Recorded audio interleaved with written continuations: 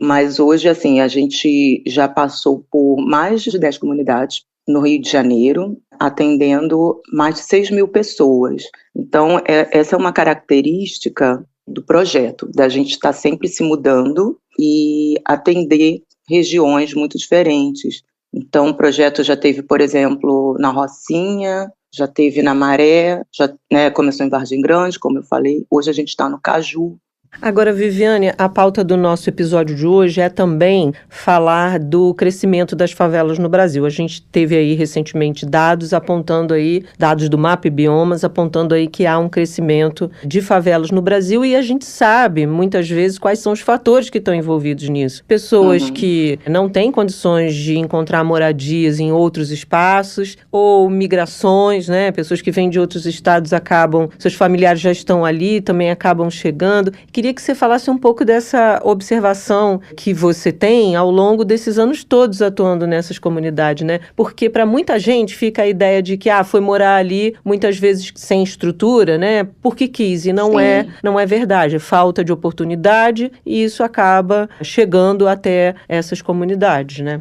Com certeza não é verdade. Inclusive, a gente tem relatos de alunas que às vezes querem retornar para suas terras, né? A questão da migração ainda é muito atual. A gente esse ano está no Caju, né? Desde o início do ano. E a gente tem bastante relato de gente que chegou há pouco tempo, porque já tinha família ali, veio tentar uma oportunidade, estava difícil na sua cidade de origem, muitos vindo do Nordeste ainda, e alguns chegam e veem que realmente não tem tantas oportunidades. E a qualidade de vida cai muito, né? Então, algumas querem retornar, elas terminam, né, as oficinas que estão fazendo, porque elas entendem que pode ser um diferencial quando elas puderem retornar para suas terras, mas isso ainda é muito comum, é bem impressionante. De um parente chegou, vai trazendo outro, e aí vai tentando alguma coisa. Tem gente que consegue se estabelecer bem, às vezes monta um negócio, outras pessoas já têm mais dificuldade, e realmente é uma falta de oportunidade muito grande, né? A moradia de qualidade ela não é garantida, assim como o emprego também não. E e a gente está ali naquele lugar, né, que está crescendo, que está se transformando. A favela ela também não é estática, né? A gente está nesse meio, de certa forma, fazendo uma mediação de quem de repente vai conseguir abrir outras oportunidades naquela comunidade. Então, através de uma oficina, isso eu estou falando das adultas, algumas têm ideia de, por exemplo, começar um negócio, de montar uma equipe ou uma cooperativa informal, ter uma qualidade de vida um pouco melhor para aquela localidade. E a questão das crianças, então, é super importante, porque se sabe que as oportunidades daquelas crianças de terem uma formação diferenciada é muito pequena. Então, quando um projeto como o nosso chega, primeiro é a chance delas estarem fora das ruas. Então, é um horário que ela não vai estar brincando na rua, ela corre menos risco, as famílias ficam preocupadas. Muitos pais querem, por exemplo, estudar para tentar um trabalho melhor e não pode, porque tem que dar conta daquela criança ou de um idoso.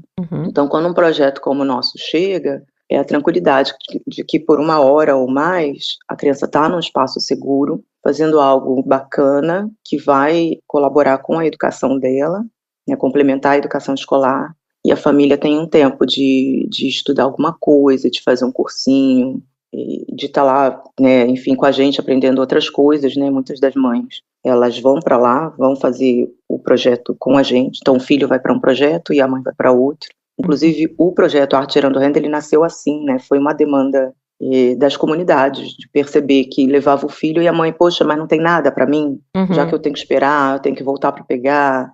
Então a pessoa reconhece que através de uma capacitação ela pode ter oportunidades melhores. Ela só não tem aquilo ali, perto dela, de modo que ela possa acessar. Você falou aí do Arte Gerando Renda. Conta um pouquinho sobre ele, porque isso é importante, né? Isso que você apontou é muito comum nas comunidades, né? As pessoas se reunirem para aprenderem algo que possa futuramente gerar renda ali naquela localidade, para aquele grupo ali. Queria que você falasse um pouco disso, porque é de fato interessante a forma como essas comunidades se organizam para poder ter geração de renda, trabalhos para os jovens que muitas vezes se veem sem tem perspectiva no mercado formal, né? Sim. O Arte Gerando Renda, ele tem esse objetivo, né, de capacitar em tempo rápido, né? São oficinas de 30 horas de decoração de unhas e alongamento, tranças e turbantes, maquiagem social, maquiagem artística, fantasias e adereços, artesanato. Eu acho que eu falei todas. E é bem isso. Então, muita gente, por exemplo, já estava tentando fazer alguma coisa, né? A pessoa que faz o bolo, que faz o brigadeiro, Sim. que vende salgadinho, que faz o crochê, coisa e tal. Mas faz por conta própria, autodidata. Quando um projeto como esse é oferecido próximo a ela, gratuitamente, porque isso é importante, não é que elas não tenham procurado um curso desse tipo antes, mas elas não tinham como pagar. Verdade. Né? Ou então o curso é gratuito, mas você paga o material. Aí, sabe, tem material que não dá, a pessoa não tem como tirar lá do seu orçamento e comprar material. E o nosso curso, ele é inteiramente gratuito com o material. Então a pessoa, ela só precisa ir. Isso faz muita diferença e faz levar muita gente. Uma coisa que a gente faz parte da nossa didática é fazer eles entenderem que o empreendedorismo, ele não é solo, e que eles podem ser um grupo de parceiros e ganhar dinheiro juntos, fazer renda juntos e fazer uma transformação dentro da sua própria comunidade. E aí o Arte Gerando Renda, ele vem muito estruturado nesse sentido, sabendo que a gente precisa dar um resultado rápido, né? As pessoas precisam se capacitar dentro dessas 30 horas para poder já entrar no mercado, vamos dizer assim, ou abrir um novo mercado que seja, né, dentro das suas comunidades ou não. Tem pessoas que realmente vão trabalhar em outros lugares, especialmente o pessoal de carnaval. Mas eles começam a compreender a importância de se organizar, de que é possível começar a gerar renda rapidamente após a conclusão das oficinas. Então, por exemplo, eu vou falar da minha, né, que eu sou professora de tranças e turbantes. Hoje a gente percebe o mercado de trança super aquecido, tem muita gente querendo fazer. Então elas, sei lá, acho que na quinta aula, talvez, na metade do curso, elas veem que é assim, olha, eu já estou me programando para comprar material, para começar a fazer esse tipo de trança, que eu gasto pouco para começar a fazer, posso cobrar X, então vou ter uma clientela que pode pagar, para daqui a 6 meses eu estar numa outra estrutura. Então o projeto nesse ponto, ele é muito real, porque elas conseguem gerar renda muito rapidamente. Mesmo com a maquiagem artística, por exemplo, que começou voltada para o carnaval, tem um mercado de festa infantil, mesmo dentro das comunidades, que absorvem esse profissional. Então elas vão se juntando e vão fazer carinha da criança no aniversário da vizinha, e aí as pessoas veem que você está fazendo aquilo, e aí já começa a ser contratada. E tem a questão das redes sociais, que hoje facilita muito também. E elas percebem isso, que é uma forma de trazer renda rápido, mesmo que seja uma renda complementar, né? Porque às vezes tem alguém na família que tem um emprego formal, carteira assinada, coisa e tal. Mas, por exemplo, especialmente a parte de trança e unha, que tem muita procura dentro de comunidade, né? Manicure, que faz decoração, elas aprendem a fazer adesivo, então elas podem revender os adesivos para outros salões. E tem uma renda constante. A gente tem depoimentos de alunas que hoje vivem das oficinas que fizeram com a gente.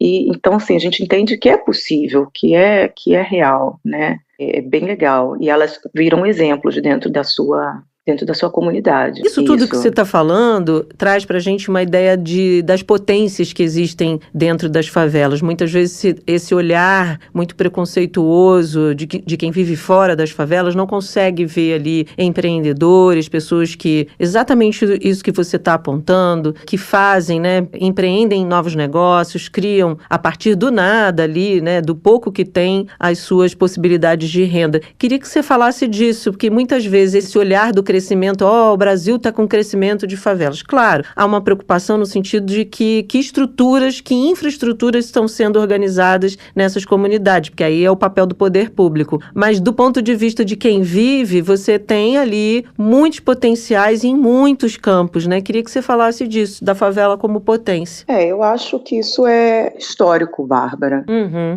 A pessoa da periferia, ela sempre precisou ser criativa para ganhar dinheiro, porque ela nunca era a primeira opção do emprego formal, né? O mercado não quer aquela pessoa. E que eu acho bem burrice, né, das grandes empresas, porque elas perdem pessoas que são muito capazes, muito criativas, aprendem rápido, são dedicadas. A gente realmente, assim, é uma potência nesse sentido, e eu acho que a maior parte estimulada pela necessidade. Então, assim, se a fome está batendo na sua porta, o que é que você vai fazer? E são estratégias muito criativas que essas pessoas trazem. E eu acho que isso é uma realidade já de alguns séculos para a gente aqui no Brasil. E realmente, eles não percebem isso. Eu acho que talvez, falando como professora de projeto social, o nosso papel é mostrar que o que eles fazem é genial.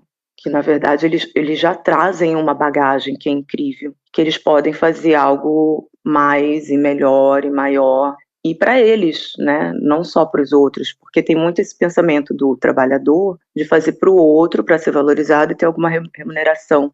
E talvez, pelo menos para mim, a questão do empreendedorismo enquanto, talvez, estilo de vida, não sei se poderia ser chamado assim, seria isso, perceber que você faz por você tem que se olhar verdadeiramente, compreender que você é uma pessoa com muitas possibilidades, com muitas potências, com muitos feitos, e aí entender que você tem um valor diferenciado para você mesmo, para os seus, para os que estão próximos, para aquela comunidade, fazer esse crescimento. Eu realmente acho que a nossa sociedade, de um modo geral, não percebe essa possibilidade porque não quer, né? Porque a gente vai ver, por exemplo, as empregadas domésticas vendo essa realidade já há muitos séculos. Sempre foram pessoas que resolveram problemas das casas dos seus patrões, das suas patroas. Então, eu acho que realmente é uma falta de vontade de enxergar essas pessoas como pessoas inteligentes, como pessoas criativas, como pessoas que tomam decisões, que realizam feitos.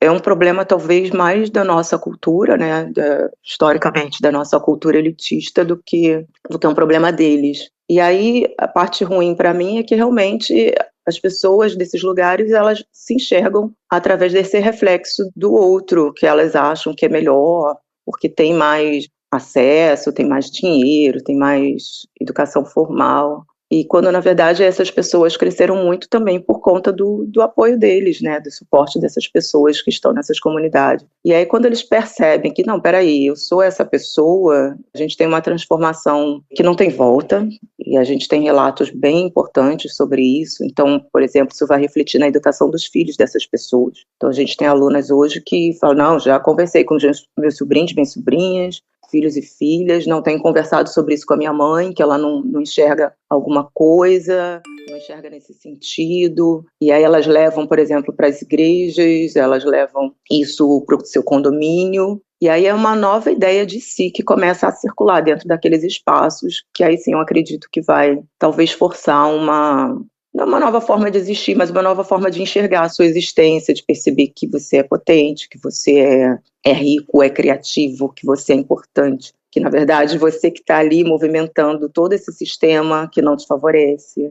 E talvez esse seja o maior papel de um projeto como o nosso, não só a questão da capacitação, mas a questão de perceber as capacidades possíveis que não eram enxergadas até então, mas já estavam ali presentes há muito tempo. Exatamente isso que você está apontando, né? São grupos que, diante de tantos desafios, da ausência de tantas políticas públicas, muitas vezes sem saneamento, muitas vezes sem saúde pública, muitas vezes, inclusive, sem educação formal dentro dessas comunidades, é criativos, tem muita criatividade, se reinventa a todo momento, tem autonomia para tomar decisão, mas todas essas qualidades muitas vezes não são vistas porque, ou é isso que você falou, né? Ou não querem ver, né? Ou é mais fácil ali fazer o estereótipo de séculos, né? Tá todo mundo ali do jeito que tá, é assim mesmo, enfim. E assim a gente vai tocando. Mas é importante a gente falar dessas potências aqui, porque são realidade e muitas delas com muita capacidade de criação, reinvenção, fazendo muita coisa positiva dentro das favelas e não só ver favela dentro da sociedade como um problema, né? E muitas vezes pode ser a solução. E desnaturalizar realmente a questão da pobreza e da riqueza, né? Não é natural, né? Isso é importante. Viviane Santos, professora, porta-voz da ONG Favela Mundo, muito obrigada, viu, pela sua participação hoje aqui no podcast. Foi uma conversa deliciosa sobre potências. Obrigada. Obrigada, Viviane. Poxa, eu que agradeço, Bárbara. Eu quero também aproveitar e fazer um agradecimento aos nossos patrocinadores. Quero agradecer à Prefeitura do Rio, a Secretaria Municipal de Cultura, também do Rio de Janeiro, a Brasil Terminal, Casnar Leonados e a AGE Rio. Obrigada por manter o nosso projeto. E agradecer às nossas alunas e alunos que fazem da gente pessoas mais felizes e acreditar que as mudanças vêm através de nós mesmos. Só para a gente terminar, quem quiser conhecer mais o trabalho da ONG Favela Mundo, encontra vocês em site, em rede social, como faz? Isso, encontra a gente nas redes sociais, @favelamundo e @arte gerando renda. Tá ótimo. Viviane, obrigada, viu? Volte mais vezes. Obrigada, Bárbara. Tchau, tchau. Tchau.